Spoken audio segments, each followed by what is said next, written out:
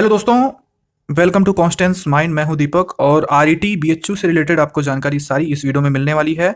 जो बची हुई थी क्या एजुकेशनल क्वालिफिकेशंस, ये सब चीज़ें तो बताई जा चुकी हैं कि फॉर्म आ गया, फॉर्म फिल हो रहा है। उसकी लास्ट डेट जो है 15 फरवरी तक है, तब तक आप फिल कर सकते हैं। लेकिन यहाँ पर डिटेल्स बात होगी कि आरईटी के बारे में, कि रिसर्च इंटरेस्ट टेस्ट जो होगा उसमें किस तरह से क्वेश्चन पूछे जाएंगे, क्या क्या पूछे जाएंगे, तथा किस लेवल से आएंगे, कहाँ से आएंगे, क्या मार्क्स होगा, निगेटिव मार्क्स होगा।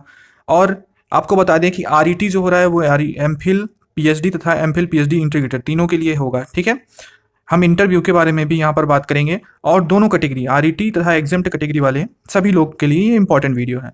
तो वीडियो को एंड तक देखिएगा, कुछ महत्वपूर्ण चीज़ें जो आपको पिछली वीडियो में नहीं बताई गई थी वो बताई जाएंगी। ठीक है, तो सबसे पहले तो आप देख लीजिए आरईटी। आरईटी जो है वो एग्ज़ाम जो है वो 16/3/2022 को होगा और इसका इंटरव्यू जो है वो अप्रैल के सेकेंड वीक तक होने की संभावना है और फर्स्ट वीक अब अप्रैल में रिजल्ट भी आ जाएगा। ठीक है, तो अपीयरिंग वालों के लिए बहुत ही ज़्यादा कठिन होगा कि अगर वो रिजल्ट नहीं ला पाए तो दिक्कत हो जाएगी। साथ ही साथ आपको बता दें कि जिनका नेट का एग्ज़ाम अभी हाल में हुआ है वो भी यहाँ पर एलिजिबल थे फॉर्म भरने के लिए और वो भर भी रहे हैं। लेकिन अगर आप ये एक्सपेक्ट कर रहे हैं कि आपका अप्रैल से पहले पहले रिजल्ट आ जाएगा नेट का, तभी आप भरें, अगर अदरवाइज़ ना भरें तो बेस्ट है। ठीक है, क्योंकि ऐसा कहा गया है। अब हम बात करते हैं आरईटी की। तो आरईटी जो है यहाँ पर टेक्स्ट, ये जो है दो पार्ट में है, टू कंपोनेंट्स में। पहला है टेक्स्ट ए जो कि 300 मार्क्स का है। ठीक है, और यह जो है आपके subject knowledge, assessment of logical and analytical capability and research methodology से रहेगा। ठीक है, फिर बात आती है टेक्स्ट टू की। टेक्स्ट बी आप इसको कह सकते हैं। तो टेक्स्ट बी जो है वो 20 मार्क्स का है और ये इसमें 20 मार्क्स के बाद आपका फिर एकेडमिक रिकॉर्ड भी देखा जाएगा। इस वीडियो में आपको बताएंगे कि आप एकेडमिक रिकॉर्ड कैसे निकाल सकते हैं और अपना एपीआई स्कोर्स आप कैसे कैलकुलेट कर सकते हैं। तो वीडियो को आप इन तक देखिएगा। ठीक है, फिर उसके बाद आप इसको देख सकते हैं मिनिमम क्वालिफाइंग मार्क्स।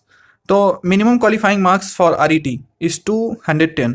मतलब आरईटी का मतलब पूरा total test A test B होने के बाद, एकेडमिक रिकॉर्ड जुड़ने के बाद, उसका एपीआई स्कोर बनने के बाद में एकदम फाइनल जो बनेगा वो 210 मार्क्स आपका मिनिमम होना चाहिए पीएचडी में एडमिशन या फिर एमफिल में एडमिशन या फिर पीएचडी एमफिल में इंटीग्रेटेड में एडमिशन के लिए। और एग्जाम्ड कैटेगरी के लिए मैक्स मिनिमम 60 मार्क्स होने चाहिए। ठीक है, तो ये रही चीज़ें। अब हम बात करेंगे कि जो फॉर्म भरा जा रहा है उसमें अपीयरिंग वाले भी कैंडिडेट होने चाहिए। तो फॉर्म तो आप भरिए, कोई दिक्कत नहीं है, लेकिन आपका रिजल्ट जो है वो अप्रैल से पहले आ जाए तो बेस्ट है, क्योंकि ये ज़्यादा बढ़िया होगा।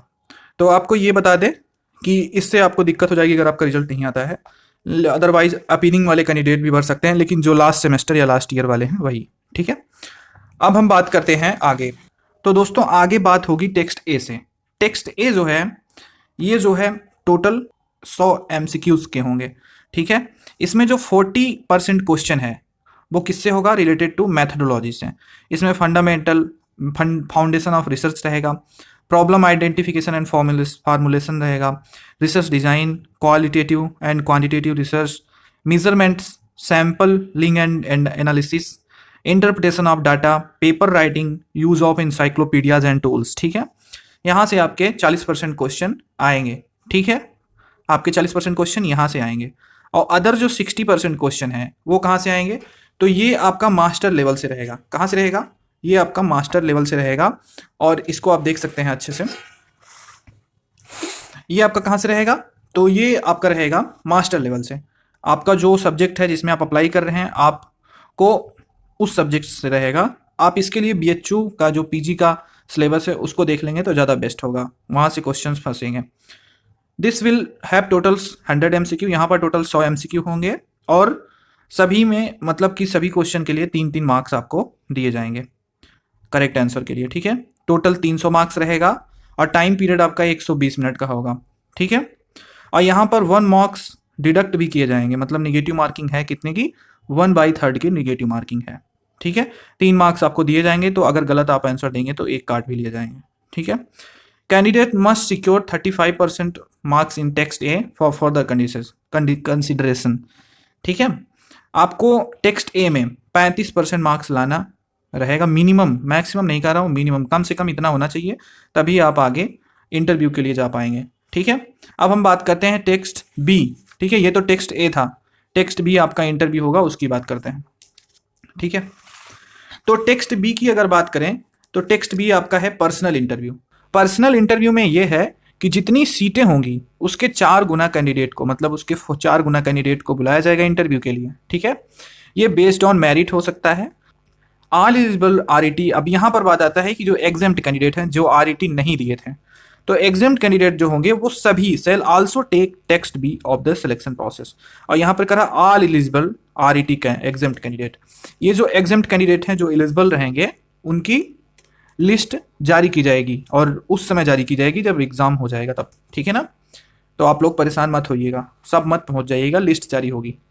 अब यहाँ पर test B will be conducted in the concern department. जो टेक्स्ट बी होगा ये कंसर्न डिपार्टमेंट में होगा। अगर आप कॉलेज में सीटें हैं तो कॉलेज के डिपार्टमेंट में होगा, इसीलिए कह रहा है concern department school centre by a board.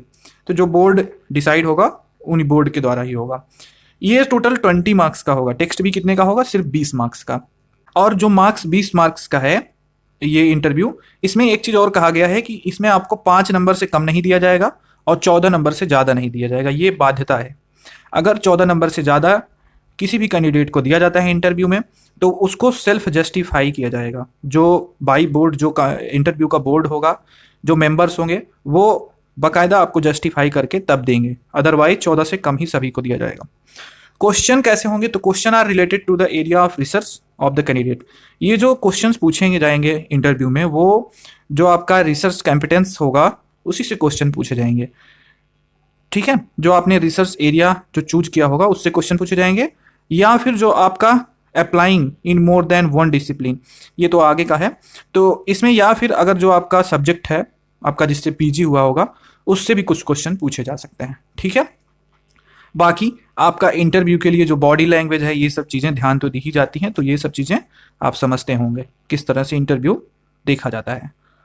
तो if applying in more than one discipline, कोई कैंडिडेट अगर एक सब्जेक्ट से ज़्यादा चूज किया है, मतलब अगर आपने 2 डिसिप्लिन में फॉर्म भरा है, तो आपको जो टेक्स्ट बी होगा, टेक्स्ट ए तो सभी के लिए वही है, एक ही देना पड़ेगा आपको, लेकिन जो टेक्स्ट बी होगा वो आपको क्या करना होगा?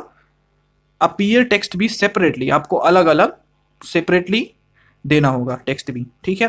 अब आगे की बात ये आती है कि जो आपका फाइनल मेरिट बन रहा है उसमें एकेडमिक रिकॉर्ड भी जो है वो भी प्लस हो रहा है। तो एकेडमिक रिकॉर्ड आप अपना कैसे कैलकुलेट करेंगे? अब इसको एकेडमिक रिकॉर्ड कहो आप, चाहे आप कह सकते हो एपीआई। एपीआई का मतलब होता है एकेडमिक प्रोफाइल इंडेक्स, ठीक है। तो API score, academic profile index score जो है वो कैसे आप कैलकुलेट करेंगे? तो ये हमने एक ही का बता रहे हैं हम, क्योंकि जो पीएचडी है वो पोस्ट ग्रेजुएशन क्वालिफाइंग एग्जामिनेशन है। मतलब पहले तो आपका पोस्ट ग्रेजुएशन में 55% होगा तभी आप फॉर्म भर रहे हैं, तो हम सिर्फ पोस्ट ग्रेजुएशन लेवल से बता रहे हैं। और यही ज़रूरत है जो पोस्ट ग्रेजुएशन लेवल से क्वालिफाइंग है, क्योंकि ये PhD qualifying post graduate degree का है। तो यहाँ पर ये एकेडमिक प्रोफाइल इंडेक्स कैलकुलेशन के लिए मेथड है। अब ये जो एपीआई आपका बनेगा ये 10th 12th ग्रेजुएशन और पोस्ट ग्रेजुएशन चारों के मार्क्स से बनेगा।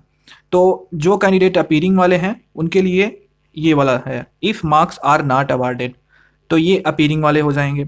और इफ़ मार्क्स आर अवार्डेड तो ये ऊपर वाला आपके लिए मेथड है। तो मैंने दो लिखा है, एक ये है अगर आपका अपीयरिंग नहीं है तो आप इससे चेक करेंगे, और अगर आपका अपीयरिंग है तो आप इससे चेक करेंगे, ठीक है। 2 है। तो ये वाला मेथड जो है ये आपका उन लोगों के लिए है जिनका मार्क्स डिक्लेयर हो चुका है, ठीक है। तो उनके लिए है यहाँ पर ये। सबसे पहले आपको बता दें कि यहाँ पर जो लिखा गया है x1 का मतलब यहाँ पर है पीजी का मार्क्स, और x2 यहाँ पर x2 होगा, ठीक है। x2 का मतलब है यूजी का मार्क्स, एंड x3 का मतलब है आपका 12th का मार्क्स या फिर हायर सेकेंडरी एजुकेशन का मार्क्स। और ये परसेंटेज ऑफ मार्क्स को आपको यहाँ रखना है, ये नहीं कि आप अपने मार्क्स को उठा के रख देंगे, ये सिर्फ परसेंट को आपको रखना है, परसेंट निकाल के आप रखिएगा। और x4 का मतलब है परसेंट ऑफ 10th मार्क्स। तो वैसे यहाँ पर आप पुट करते चलिए, पहले आप x1 की जगह पर पुट कीजिए अपने पीजी के परसेंट मार्क्स को, फिर आप प्लस लगाइए, फिर 0.6, और यहाँ पर x2 की जगह पर आप यूजी का परसेंट अपना लिखिए, फिर प्लस 0.25, और यहाँ पर आपका x3 है तो इसकी जगह पर आपको रखना है अपने 12th के परसेंटेज को, फिर प्लस 0.15 है यहाँ, उसके बाद यहाँ पर आपको x4 की जगह पर रख लेना है आपके 10th के परसेंटेज को, तो फिर उसके बाद आप इसको कैलकुलेट करके निकालेंगे तो निकल जाएगा। और जिनका एकेडमिक जो पीजी है उसका अगर रिजल्ट डिक्लेयर नहीं हुआ है, अपीयरिंग वाले हैं, तो उनके लिए भी बता देते हैं। ये 0.6 और फिर आपको यहाँ पर गुड़े का मार्क्स मिलेगा इंटू x2 है, 0.6 इंटू x2। यहाँ पर x1 नहीं लिखा गया क्योंकि जिनका डिक्लेयर नहीं है तो उनके लिए बात हो रही है। तो x2 बराबर आपका यहाँ पे यूजी का मार्क्स है, तो 0.6 उसके बाद मल्टीप्लाई है, फिर यहाँ पर आप यूजी का मार्क्स रखेंगे, फिर प्लस 0.25 और फिर मल्टीप्लाई है, यहाँ पर आप 12th का मार्क्स रखेंगे और परसेंटेज ही रखिएगा, और फिर यहाँ पर प्लस है, फिर 0.15 है, तो उसके बाद फिर मल्टीप्लाई है, तो यहाँ पर x4 है, तो यहाँ पर आपको 10th के परसेंटेज को रखना है। ठीक है, फिर आप कैलकुलेट करेंगे तो आपका ये एकेडमिक प्रोफाइल इंडेक्स बनेगा, स्कोर। ठीक है, तो इस तरह से आपका एपीआई आप अपने से निकाल लीजिए। अच्छा एपीआई रहेगा तो ही आप पहुंच पाएंगे, नहीं तो दिक्कत हो जाएगी। और एक चीज़ दोस्तों, आपको बता दें कि बहुत सारे सब्जेक्ट्स में सीटें नहीं हैं, तो आप अप्लाई करेंगे तो हो सकता है अप्लाई ना हो, परेशान ना होइएगा, बहुत जल्दी फिर से फॉर्म आएंगे। ये बहुत लेट फॉर्म चल ही रहे हैं, तो आप टेंशन ना लें, आप अपीयरिंग में डालने का बहुत प्रयास ना करें। ठीक है, तो ये डिटेल्स थी। और सिलेबस वगैरह के लिए अगर बात करें तो जो आपका रिसर्च मेथोडोलॉजी है उसके लिए आप अपना अरिहंत की भी बुक पढ़ सकते हैं, और सिलेबस के लिए आप अपने सब्जेक्ट को पढ़ें पीजी के, तो वो ज़्यादा बेस्ट होगा। ठीक है, तो ये पूरी डिटेल्स थी एग्ज़ाम। और अगर हम एमफिल की बात करें तो सेम पैटर्न एमफिल के लिए भी है, जितना टेक्स्ट भी जो भी होगा एमफिल के लिए भी यही प्रोसेस होगी। ठीक है, और अगर हम बात करें इंटीग्रेटेड एमफिल पीएचडी की तो सेम प्रोसेस उसके लिए भी है। तो ये रही डिटेल्स, उम्मीद है जानकारी अच्छी लगी होगी। अगर लगी तो please like comment share, channel को सब्सक्राइब जरूर करें। नेक्स्ट वीडियो में फिर मिलते हैं। आप अपने कमेंट को कमेंट बॉक्स में रखिएगा, फिर डिटेल्स में आपको कमेंट किया जाएगा, रिप्लाई। धन्यवाद।